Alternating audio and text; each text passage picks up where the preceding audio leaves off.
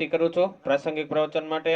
ત્યારબાદ હજી આપણે વિદ્યાર્થીઓના સન્માન પણ કરવાના છે, દાતાશ્રીઓના સન્માન કરવાના છે।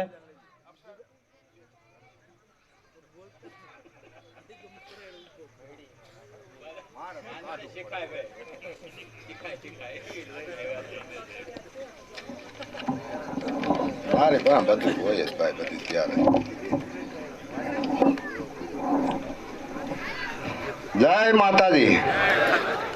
આજે આપણે સૌ એક પરિવારની રીતે આ અમરેલી જિલ્લાના સ્નેહ મિલન માટે એકઠા થયા છીએ। મારા માટે આ કાર્યક્રમ નિમિત્ત બનવું એ ખૂબ જ ગૌરવની વાત છે। હું રાજકોટ જિલ્લા કમિટીના પ્રમુખ તરીકે અહીં ઉપસ્થિત દરેક વ્યક્તિનું દિલથી સ્વાગત કરું છું। આ સમારોહ એ માત્ર એક પરંપરા નથી, પણ એકબીજાને નજીક આવવાની અને સંબંધોને મજબૂત બનાવવાની તક છે। આ બધું આપ સૌના સહકાર અને પ્રેમથી શક્ય બન્યું છે। ગુજરાતના ગૌરવ, જેમના નેતૃત્વ અને માર્ગદર્શન ભુવાવાડી અને માતાજીના મંદિરના વિકાસની મોટી સફળતા મેળવી છે, તેવા ગિરધરભાઈ ભુવા ઓલ ઇન્ડિયા ભુવા પરિવારના પ્રમુખ માટે હું મારી ભાવના વ્યક્ત કરું છું। ભીષ્મ પિતા સમાન જેમના અનુભવ અને માર્ગદર્શનથી પરિવારની તાકાત વધી છે, તેવા ધનજીભાઈ ભુવા જેતપુરના પ્રમુખ માટે હું હૃદયપૂર્વક આદર વ્યક્ત કરું છું।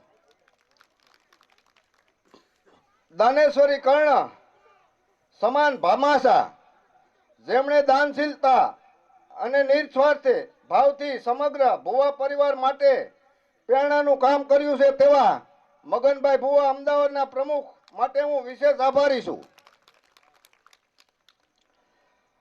ધંધામાં કાર્યરત હોવા છતાં એક તાતણે બાંધવા માટે તેમનો કિંમતી સમય ફાળવી આપણી ભુવા પરિવારને સ્નેહ મિલન માટે તન મન ધનથી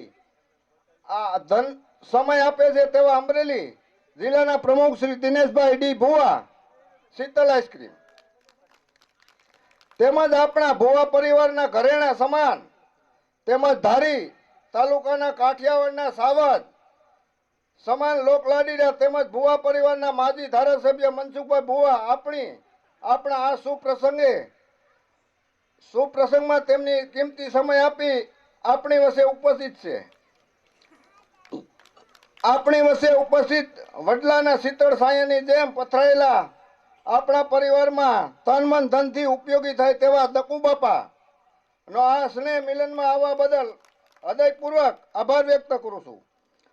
અંતમાં મારા ડાબા અને જમણા હાથના સમાન જે મારા દરેક કાર્યમાં મારા સાથ અને ટેકો આપી રહ્યા છે, એવા જયેશભાઈ અને સંજયભાઈ માટે હું હૃદયપૂર્વક આભાર વ્યક્ત કરું છું। જય માતાજી। ખૂબ ખૂબ છે ત્યારે ભવિષ્યની અંદર ઉત્તરોત્તર શૈક્ષણિક પ્રગતિના શિખરો સર કરે એવી શુભેચ્છા સાથે તાલીઓથી આપણે એમને વધાવીએ।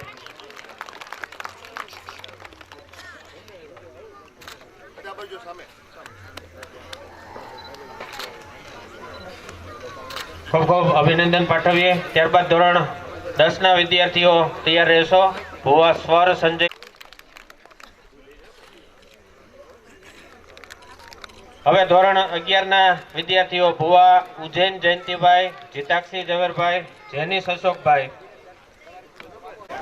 ભુવા પ્રીત રાજુભાઈ, ઝલક ભાવેશભાઈ, તન્વી કલ્પેશભાઈ, પ્રિન્સ નિલેશભાઈ, ધ્રુવી હસમુખ વિસ્તુ નૂર, આવા પરિવાર માટે જેઓ આવતા વર્ષ માટે એડવાન્સમાં દાનની જાહેરાત કરે છે, મંચ ઉપરથી આજના સમસ્ત ભુવા પરિવારના સ્નેહ મિલનમાં અમરેલી જિલ્લાનું ગૌરવ કહેવાય। જોરદાર તાલીઓથી આપણે વધાવીએ અને ખૂબ ખૂબ અભિનંદન હોતી है। पंखो से कुछ नहीं होता, हौसलों से उड़ान होती है। આવા ધોરણ 12ના બોર્ડના ઝળહળતા તેજસ્વી તારલાઓ અને ફરીથી તાલીઓથી આપણે એમને વધાવીએ। ધન્યવાદ। હજી કોલેજ પરિવારના 5મા સ્નેહ મિલન સમારોહ તથા વિદ્યાર્થી સન્માન સમારોહમાં અહીં ઉપસ્થિત મહેમાનો તો નો જ કહેવાય, કારણ કે આપણા પરિવારના જ છે બધા, તો બધાયનું હૃદયથી હું આવકારું છું।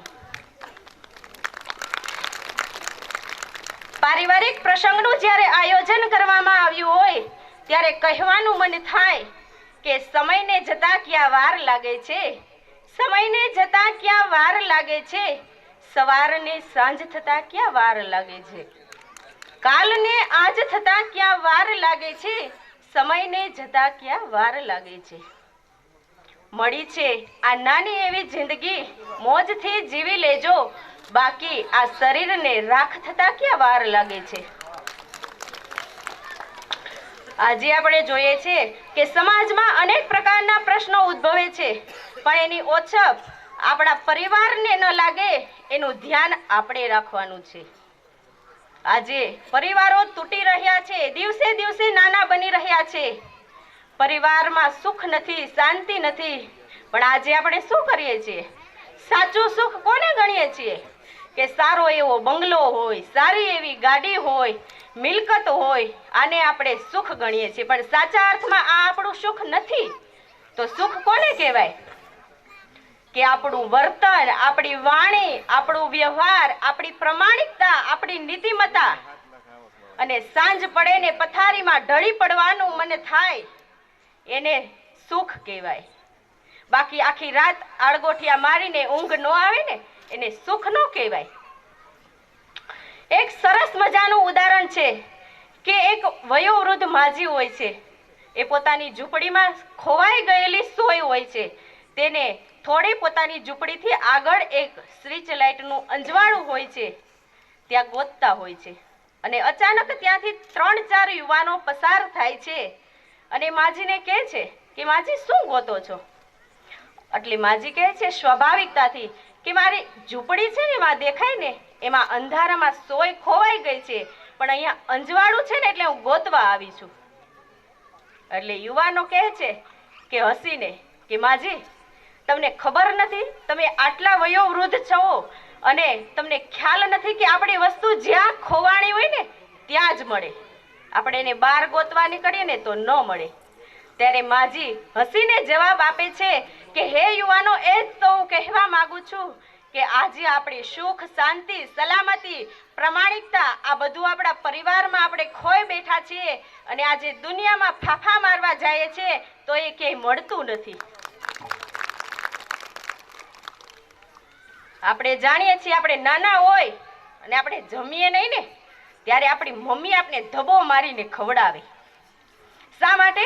કારણ કે મારું બાળક ભૂખ્યું ન રહે એ માટે. કાંઈ આવડતું ન હોય તો ખીજાઈને શીખવાડે, જ્યારે ચાલતા ન આવડતું હોય તો આંગળી પકડીને ચલાવે. પણ આપણા જીવનમાં માતા પિતાનું જે ઊંડું સમર્પણ છે એની આપણે આજે ખબર નથી. આજે તો આપણે બહુ મોટા થઈ ગયા છીએ. આજે દિવસે ને દિવસે વૃદ્ધાશ્રમો વધી રહ્યા છે. શા માટે? શું ધનવાન થવાથી વૃદ્ધાશ્રમો વધે છે? ઘણા લોકો કહેતા હોય છે કે અમીરોના મા બાપ હોય છે એ વૃદ્ધાશ્રમમાં હોય છે. આ સાવ ખોટી વાત છે. પણ જે બાળકો સંસ્કાર વંચિત રહી ગયા છે ને એના મા બાપો વૃદ્ધાશ્રમમાં જાય છે. સંપત્તિવાનના મા બાપ વૃદ્ધાશ્રમમાં નથી જતા. અને દુઃખની વાત તો એ છે કે આ વૃદ્ધાશ્રમો ઊભા થાય છે એને આપણે હોશે હોશે સ્વીકારીએ છીએ, એને દાન કરીએ છીએ અને એક સારું કાર્ય હોય એવી રીતે વધાવીએ છીએ. વૃદ્ધાશ્રમો છે પણ કોના માટે? તો કે જે નિરાધાર છે, જેનો આધાર નથી, એના માટે આ વૃદ્ધાશ્રમો છે. પણ આજે આપણે બધા જ વૃદ્ધાશ્રમનો આશરો લઈ રહ્યા છીએ. આપણે જોઈએ છીએ કે છૂટાછેડા થઈ રહ્યા છે. આજે 1 વર્ષમાં જેટલા લગ્ન ન થાય ને એટલા તો છૂટા થાય છે. શા માટે છૂટા થાય છે?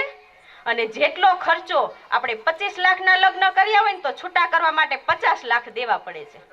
આ સમય આવી ગયો છે. શા માટે? કારણ કે આપણે દીકરીનું માગું લઈને જાય ત્યારે શું જોઈએ? ગાડી જોઈએ, બંગલો જોઈએ, મિલકત જોઈએ, ધન દોલત જોઈએ, પણ આપણે ક્યારેય છોકરાને નથી જોતા.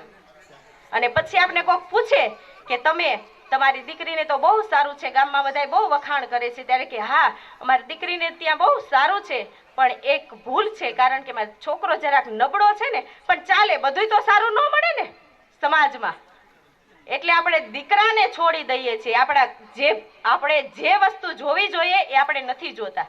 આજે આપણે સંસ્કારો નથી જોતા, સંપત્તિ જોઈએ છે ને છૂટાછેડા આ કારણે થાય છે. કારણ કે જ્યારે સંપત્તિ હોય ને તો સંસ્કાર કદાચ ન આવે, પણ જો સંસ્કાર હોય ને તો એની પાછળ સંપત્તિ દોડતી દોડતી આવી શકે છે.